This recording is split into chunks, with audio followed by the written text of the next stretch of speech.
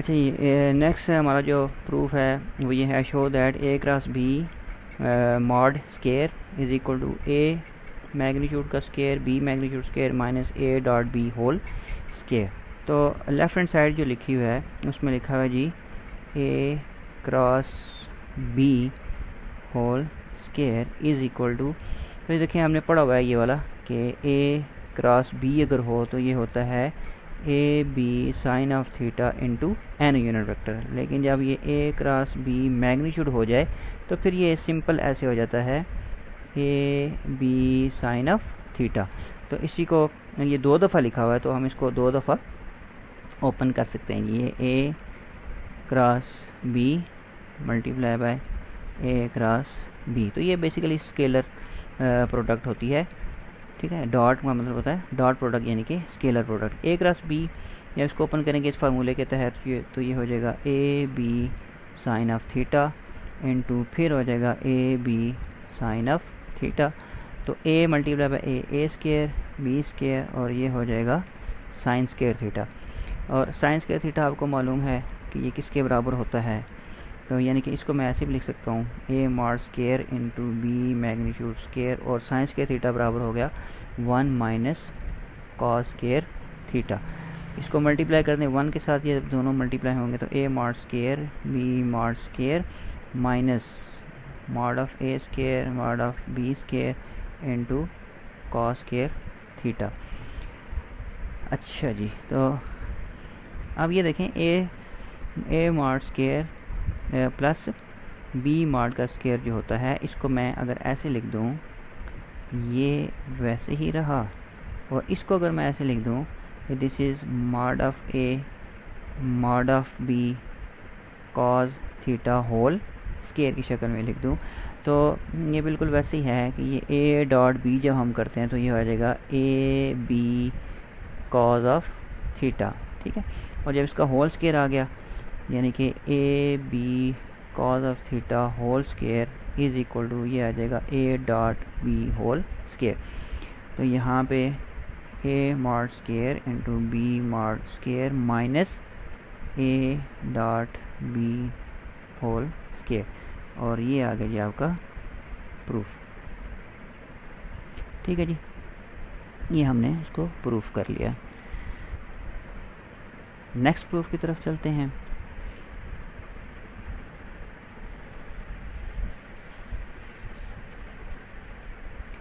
Question है if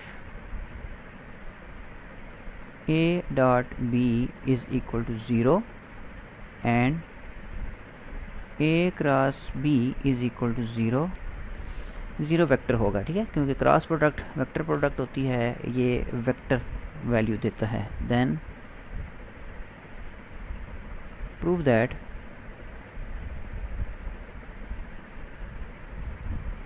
at least one of A and B is a null vector, ठीक है। at least one of A and B is a null vector, यानी कि इन दोनों में से कोई एटलीस्ट एक जो है वो नल वेक्टर हो सकता है। कंडीशन क्या दी हुई है, A dot B is equal to 0 and A cross B is equal to 0 जी, ठीक हो गया। इसको हम लेकर चलते हैं क्योंकि ये चीज़ गिवन है, A dot B is equal to 0 and A cross B is equal to 0 जी। डॉट प्रोडक्ट भी 0 के बराबर है और क्रॉस प्रोडक्ट भी 0 के बराबर है। तो हमें ये मालूम होता है कि डॉट प्रोडक्ट कब 0 होती है और क्रॉस प्रोडक्ट कब 0 होती है, यानी कि क्यों 0 होती है। तो हम लिखेंगे since A dot B is equal to 0, इसको मैं चले 1 का नाम दे देता हूँ, and A cross B is equal to 0 और इसको मैं 2 का नाम दे देता हूँ। तो देयरफॉर अगर ये 0 के बराबर हैं दोनों, तो देयरफॉर 1 इम्प्लाइज 1 क्या इम्प्लाई कर रहा है, ए डॉट बी 0 होने का मतलब ये है कि either A is a null vector, ठीक है, ए डॉट बी 0 होने का मतलब ये है कि either A is a null vector, null vector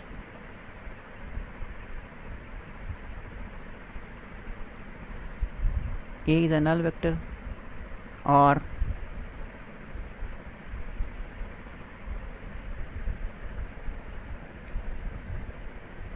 B is a null vector or A and B are perpendicular। ठीक है, तो यही हमें पता चलता है कि A डॉट B जो है वो ज़ीरो तब होता है कि तब हो सकता है कि अगर A और B दोनों नल वेक्टर हों या A और B जो हैं ये परपेंडिकुलर हों। ठीक है, तो ये हमें पता है कि A dot B is equal to A B cos of theta होता है। तो ये ज़ीरो कब होगा? जब theta is equal to 90 degree होगा, क्योंकि कॉज 90 ज़ीरो हो जाता है, तो A dot B is equal to zero हो जाएगा। ठीक है, दूसरे लफ्ज़ों में ये ज़ीरो तब होगा जब A और B में से कोई भी ज़ीरो हो जाए। और फिर हम कहते हैं कि टू इम्प्लाइज, इसमें भी तो यही है, either A is not equal to 0 और B is not equal to 0 vector.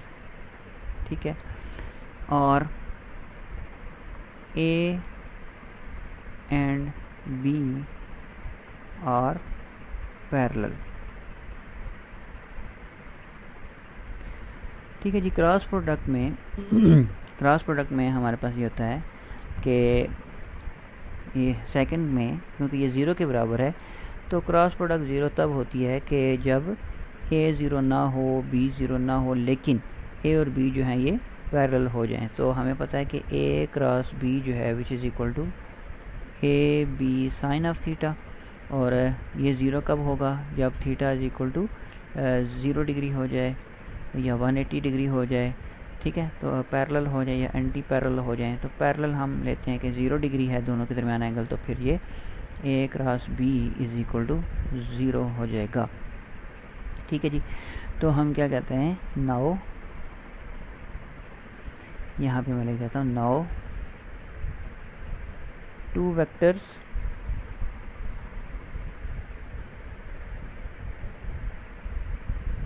Can not be simultaneously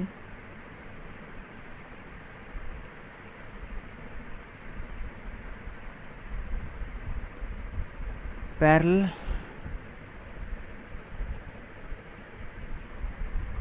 and perpendicular। तो ये कौन से वेक्टर हैं जो कि A की दफ़ा पे, ये देखें, ये भी A और B हैं, इसमें भी आ रहे हैं, इसमें भी A और B आ रहे हैं। तो यहाँ पे हमने कहा कि A और B जो हैं वो पैरेलल परपेंडिकुलर होते हैं, तब ये ज़ीरो होता है। और यहाँ पे हमने कहा कि A और B जो हैं वो पैरेलल होते हैं, तब ये ज़ीरो होता है। तो कौन से दो वेक्टर जो होते हैं वो एट द सेम टाइम जो है वो पैरेलल भी हों और परपेंडिकुलर हों? तो ऐसा मुमकिन नहीं है। तो देयरफॉर फिर हम यही कहेंगे ना कि either A is equal to 0 है और B इज़ इक्वल टू 0 है जी। ठीक है, तो ये था जी आपका प्रूफ।